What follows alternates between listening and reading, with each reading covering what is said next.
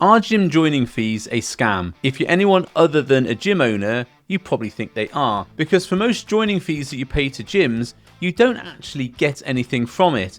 It seems to be you just pay 20, 30 or 40 pounds for the privilege of joining someone's gym. Before I became a gym owner, I couldn't fathom why these things would happen. Surely it would put people off joining, and why would somebody just charge a fee for nothing? But when I became a gym owner, I quickly found out that the reason for doing this was exactly that, to charge people a little bit extra when they join, just in case they left before the 12 months and you made a little bit extra money off them. And that's exactly what a lot of gym owners think.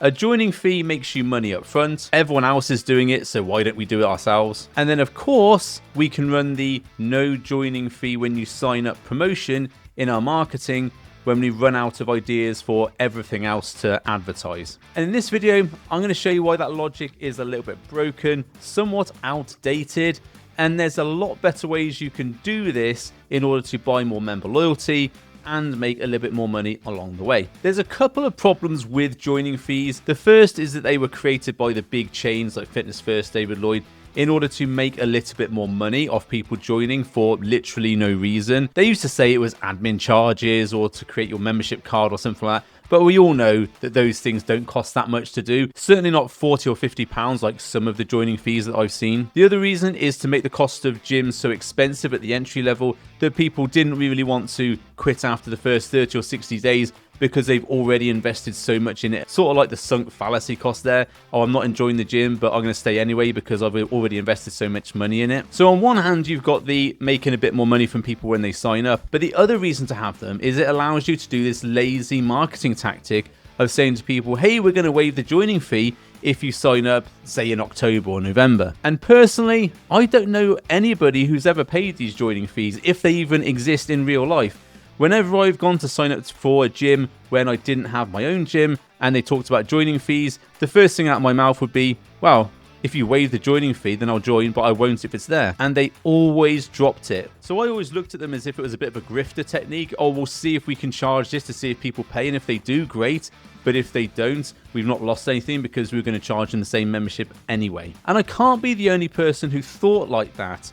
And so the problem you've got with joining fees is that people see it as kind of like the DFS sale. You know, there's always a sale on, there's always a discount. And I did a little bit of my own research on gyms in the UK. And what I found was that all the commercial gyms such as Pure Gym, JD, and the Gym Group, they are all running offers with zero joining fee at some point during the year. And if they weren't running the zero offer, they were running the £10 on your first month and no joining fee. And what I found was they rotated these offers over the year, and it was either a no joining fee or it was £10 or 50% off your first month. And on the months that it was £10 off your first month or 50% off your first month, there was no mention of a joining fee. And when I clicked through, you didn't have to pay a joining fee when you did that, even though it wasn't included in the offer. So what I think is joining fees don't really exist.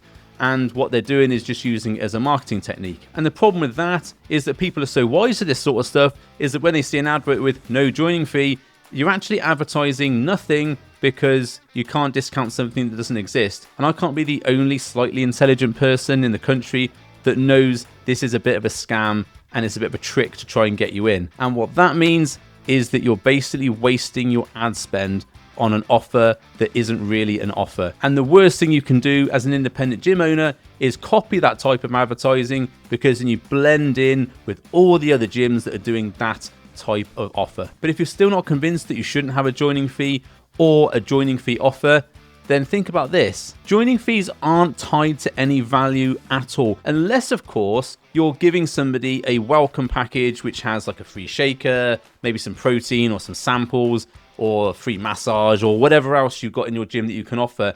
Then the joining fee is potentially a legitimate cost for these things they're going to get.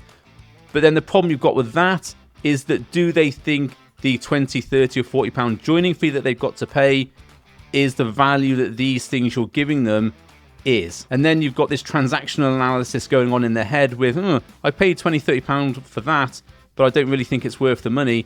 So the next question you've got is, oh, can I not pay the joining fee and not get that stuff? So it potentially leads you into situations which are difficult, where you're bartering and having this conversation back and forth and taking the emphasis away on how your gym is going to help them get the result that they want. And if you don't have any freebie offers or anything like that, it feels like a penalty, not a perk, for joining your gym.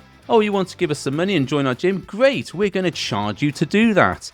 It just doesn't feel right, and people won't think it's right. I mean, I've never met anybody who thought, oh, I would love to spend £40 for the privilege of joining that gym. I don't think people think like that. And the other thing to think about is if you have a joining fee, which you actually enforce, and you're also running these no joining fee promotions, people might delay joining your gym until you've got the no joining fee promotion. It's like not buying the sofa you want to from DFS because you know in a couple of months' time it's going to be on offer. And for the record, I've actually done that. And the final thing to consider here is when you're discounting any aspect of your gym at all, you get into a race to the bottom with the other gyms around you who are all competing on a discounted level, and all of a sudden you don't stand out from those people because all you're offering is a discount on a service, not talking about how much your gym can actually help them and get them the results that they want. And there is a little bit of data to support this, in that people who join gyms on discounted offers are 50% likely to leave in the first 6 months. So you might have a little bit of extra money for a while, but you've got to do that all over again to fix that higher churn rate that you've got from doing too many discounted offers. So the big problem for independent gyms trying to compete against the budget or commercial gyms is if you follow the same marketing strategy that they have in terms of discounting your offer or no joining fee or 50% on the first month or that sort of stuff, the problem you've got is you don't stand out. If they're scrolling through their phone and they keep seeing the discount gym offer, and then yours pops up, but it's exactly the same type of offer, you're not going to stand out against the budgets. And the problem you got there is you're competing against a brand name, because these are national, international businesses, and people are more likely to go with brands that they know rather than an unknown factor such as an independent. So your offer is not going to get them in the door. With all that in mind, should you discount joining fees from your gym entirely? Well, not necessarily. If you have a legitimate goodie bag or welcome pack that you're giving to people, which costs you a significant amount of money to prepare, it's quite legitimate to say, hey, when you sign on, you need these things to be able to use the gym properly. So we're going to give you this tech, we're going to give you X, Y, Z, whatever you're going to give them. But this costs normally about £40, £50, and we're going to give it to you for £20. So the joining fee then is a bargain, is a discount. It's so that they can get started quickly and get results quickly. That's quite legitimate to do. However, people might still have an issue with paying it up front, and then you've got that discussion about should we drop the joining fee or not. And people who are really keen salespeople are going to push you to drop that joining fee to get their business. So there's another way you can work that in order so that they don't pay a joining fee and you can reward loyalty further down the line. And it's a technique I've used at my gym before, which I call reframing. Rather than having a big front end payment, say £20, £30 at the beginning, when the trust you've got with that member is low and they're more likely to walk away from having to pay that sum on top of their first month, what we do instead is charge an extra £2 or £3 per month for the first year. So for example, if your normal monthly membership is £30, you would charge either £32 or £33 for the first 12 months. And what you do at the end of the year is say, hey, you've been with us for 12 months. Thanks for your business. What we'd like to do is reward you with a member discount, a loyalty discount. And you drop their membership from the £32 or £33 down to £30, which is your normal monthly payment. Now, the advantage of this is that it helps you pay for the goodie bag you're going to give them at the beginning. If you don't have a goodie bag, you can still justify it because it's not technically a joining fee. That's up to you if you want to do that or not. This accomplishes a few things. The first is it buys incredible member loyalty. And we did this at Ministry when we first opened. We were competing against some of the really big gyms around, like Fitness First and Pure Gym, and that wasn't invented then. So it was Fitness First was the big one there. And we had a couple of other gyms in our locality. So what we said was, if you join with us and stay with us for the first 12 months, because we were still building the gym, we were still doing improvements for the gym, we said, if you stay with us for the 12 months, we will drop your membership after the first 12 months to reward you for being a loyal member. And that was really good. We had a load of people re-sign after the 12 months. They got their membership loyalty bonus. And what that said to new people coming in, they could see that happening, so they were more inclined to stay for the long term. But you've got to be clear on your numbers here. What is the actual membership you want to charge people? What's your standard rate per month?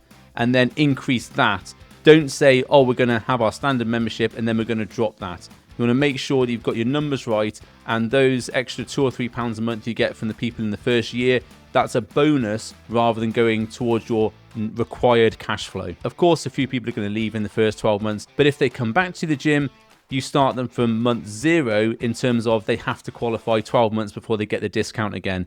And what we did find by employing this tactic right at the beginning when we were a completely new business is that people who were thinking of leaving for, say, a couple of months because they're going on holiday or something, actually asked to pause their membership rather than cancelling, because they knew when they came back, they would have to start and pay the extra money every month from the start again. So it is a nice little tactic you can use. It's ethical, it's moral. I don't think it's in any way tricking the member. And the big advantage for this is that you can say that you don't have a joining fee, because technically, really, you don't. You just have a higher membership fee for the first 12 months, which is then discounted to reward loyal members. The other tactic you can employ is what I call the reverse. So rather than joining fees, you have joining freebies. And this is something I currently do at Ministry. We don't do the pay for a year, then you get a discount anymore. What we do instead is that when people join, they get a number of free things and member bonuses included in their package. They get a VIP card with 12 VIP passes on that's worth about £120. They get a smarter eating plan, which is a proper diet plan prepared by me,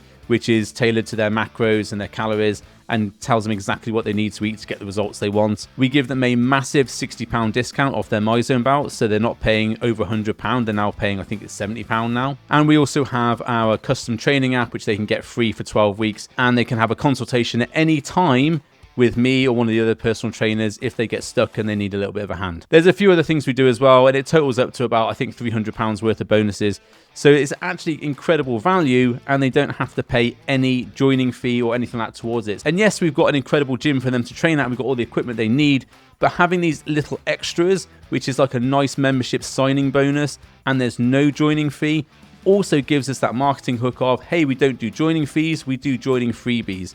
And it makes us stand out massively against the competition. We quite regularly have people come in, we give them a tour, and we talk about all of the things that they get included in their membership. And they say, wow, all that for £49 a month? We're like, yep, absolutely. And it is honestly an absolute no-brainer for them to sign up. Not everybody will use the diet plans, not everyone will use the app, but knowing it's there if they need it is a massive draw. It's like how people say, oh, I go to Pure Gym because it's 24 hours a day.